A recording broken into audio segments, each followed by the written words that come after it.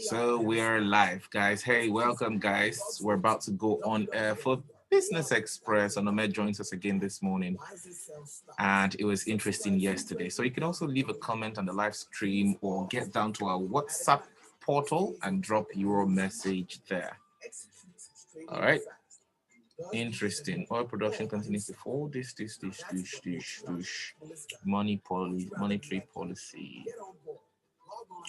Okie dokie. What else?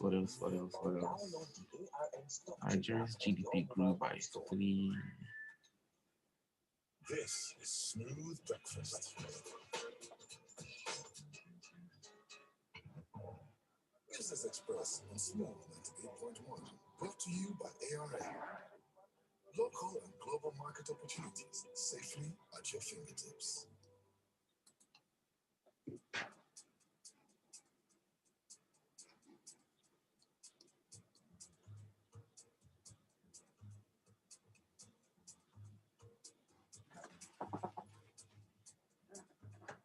Good morning. It's time now for Business Express for a Tuesday. Today, we look at Nigeria's latest GDP figures, and the Monetary Policy Committee's meeting will hold later today. There's going to be a decision taken at that meeting. Well, let's have our conversation first on the show. Plus, the CBN governor, he had instituted legal actions. He wanted interpretations. So he took the AGF to court. Not just the AGF, by the way. We'll talk about that also on the show. So you can be part of the show this morning simply by sending messages to us on WhatsApp. It's 0809 4440981. You can also send tweets at Smooth981FM. That's, to send in your contribution. Use the hashtag BusinessExpress981. You can also watch us live on YouTube. It's Smooth981 FM Lagos. Joining us for a second day in a row is analyst with Money Africa, Onome. Onome, good morning to you.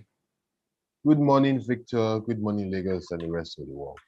Oh yeah, Onome, can you take that good morning again so we hear you clearly? Good morning, Victor. Good morning, Lagos. Great. Good morning, the rest of the world. Now we can hear you loud and clear. How are you doing, Onome? I'm good. I'm well. Great. I'm sure you saw this Nigeria's latest gross domestic product GDP figures.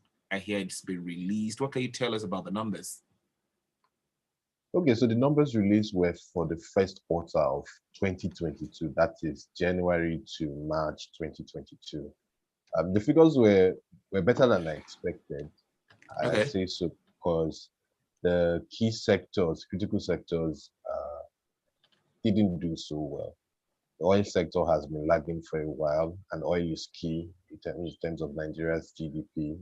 That didn't do well. Agriculture didn't go as strongly as one would expect, but it's clear that most of the growth was powered by other sectors, telecommunications, the financial services, and all that. So numbers were better than expected. I think it was a bit over 3%, which is good.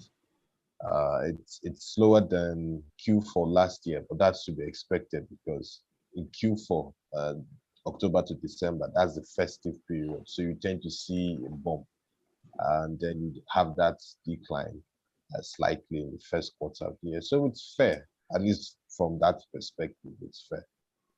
So would you say these economic figures are encouraging for Nigeria, since you said, oh, well, that you didn't think it was going to be this good, but it's okay, 3.11%?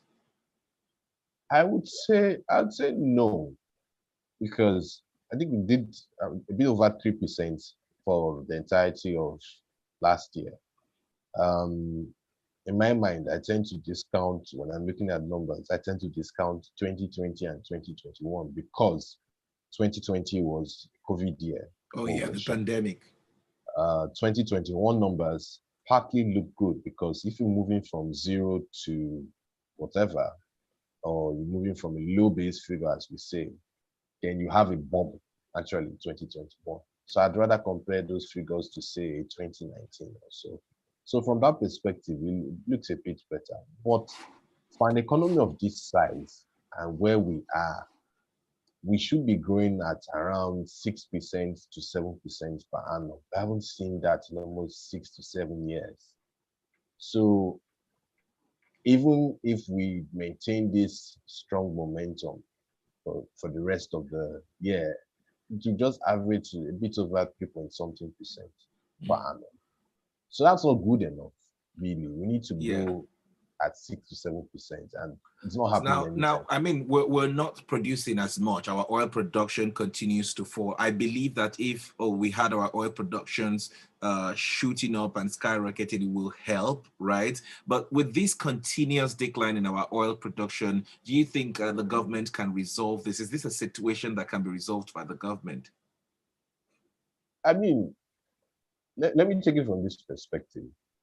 Now, if I come to your studio, there's security in your studio, right? I mean, there's a gate man, probably have a few security men, and it's pretty hard for those listening to get into the studio without a fight.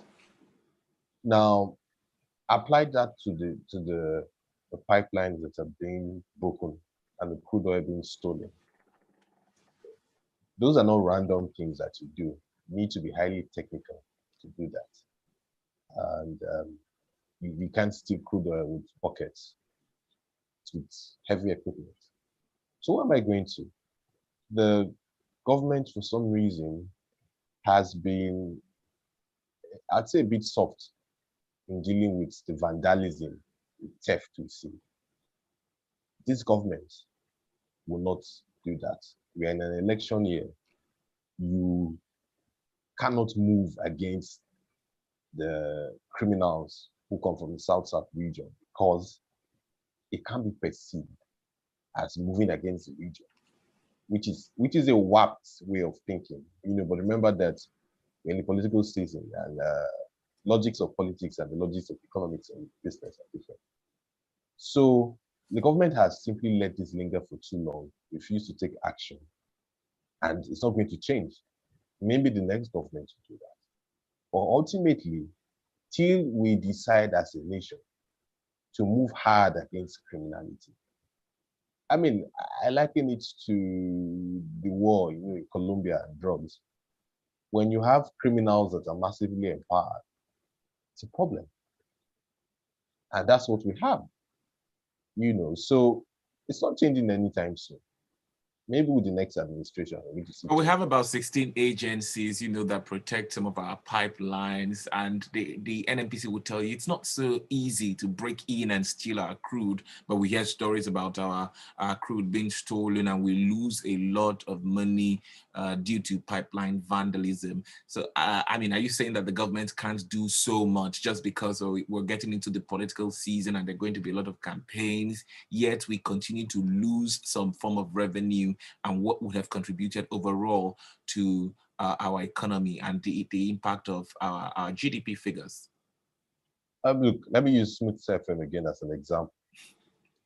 If something goes missing, who's the first person in the line of fire? The security guy. Security man, right? Mm-hmm. And if the security man is negligent, what do? You let him go and get someone else. So we need to see that same process applied. So there's a lack of political will to do that. All right, so let's quickly talk about the Nigeria's Monetary Policy Committee meeting today. They're going to take a decision on the benchmark interest rate. What are your expectations from that meeting? I expect a hold figure. Ideally, it should go up. And here's how it works. Because the US and the rest of the developed world is raising interest rates as the means of dealing with inflation, because the bigger countries are a consumer-led, you have a consumer-led economy. So once inflation is spiking, one of the ways you manage inflation is to raise your interest rates, and that reduces funds. Now, on the flip side, on the other half, where Nigeria belongs, when you see that happen, you see a movement of funds from the less developed to developed. And if you want to retain those funds from foreign investors, one of the ways you can do so is to increase your interest rates, to raise your interest rates. So that's the ideal thing that we should do. But we haven't done that in a while. In fact, some people might argue that you know that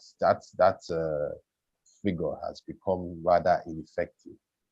I don't expect rates to be raised at this meeting. I could be wrong, but I don't expect that to happen at this meeting. But sometime down the line during the year, we would need to do so. We would need to do so.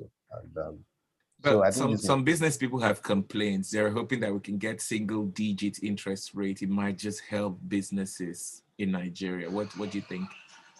it is suboptimal as a financial institution to lend at single digits when inflation is double digits. I mean, inflation is what, 16.8% or so? Mm-hmm.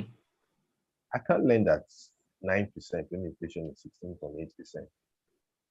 So if you, I mean, you have a couple of intervention funds run by the CBN and all that, but that's a story for another day because I don't think that's the optimal way we should do things really and all that.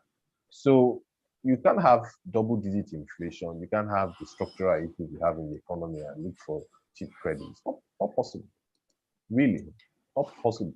And then so let's fix all those things and maybe you get cheaper credit. Well, you've already talked about the CBN and her interventions, but let's talk about the CBN governor now. The cable is reporting that CBN Governor Godwin Emefiele has withdrawn his court case, which is seeking his eligibility to run for presidency in 2023. What do you make of these developments? What I make of the development, Yeah, like, I mean, finally, it seems like a my most U-turn. my most candid thoughts I can't say on the radio, but I would try to say something through that. I think it's been an unfortunate distraction. Um, I think that the governor should reconsider his position, but that won't be happening. But I'm somewhat pleased by the fact that he has a few years to go. Um, I can't imagine the General Powell of the US doing what the CBN governor has done in terms of, I mean, it's totally unnecessary.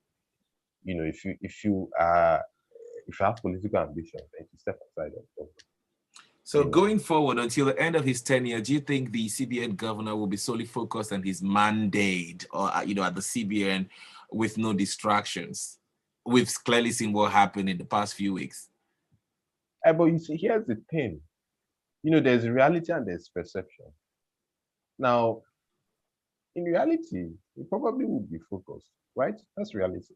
Mm-hmm. But when you are perceived as less than neutral for a position like his, that's a problem.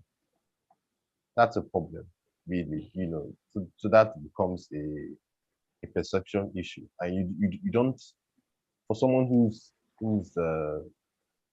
CBN governor, you don't want such issues. You know, you need to be as transparent and as controversial free as possible.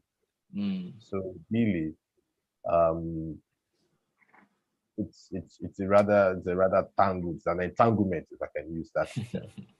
This is his second tenure, in office as CBN governor, and this is the first time something like this would ever happen in Nigeria. The CBN governor has a tenure of 5 years.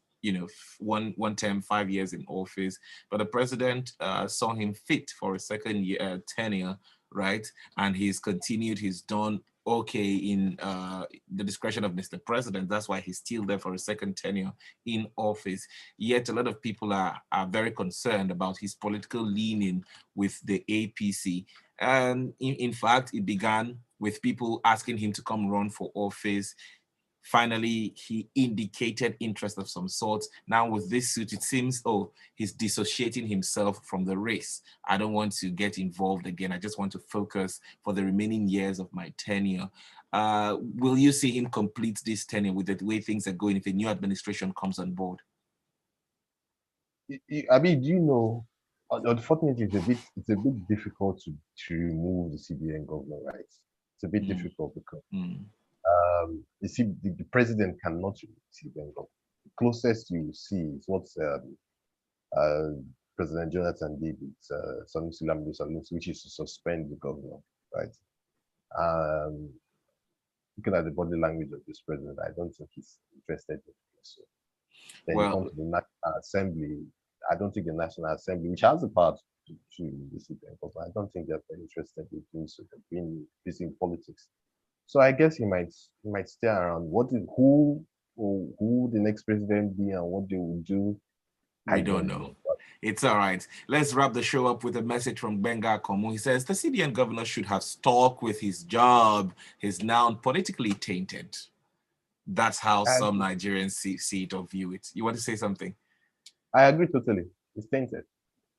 Thank It's you quite very aggressive. much, Onome. We need to go. Onome has been a part of the show from the start till now. Thank you very much, Onome. We'll do this again tomorrow at 6:30. All right? Yeah, thank you Well, for having me. Business Express comes your way again tomorrow at 6:30. But right now,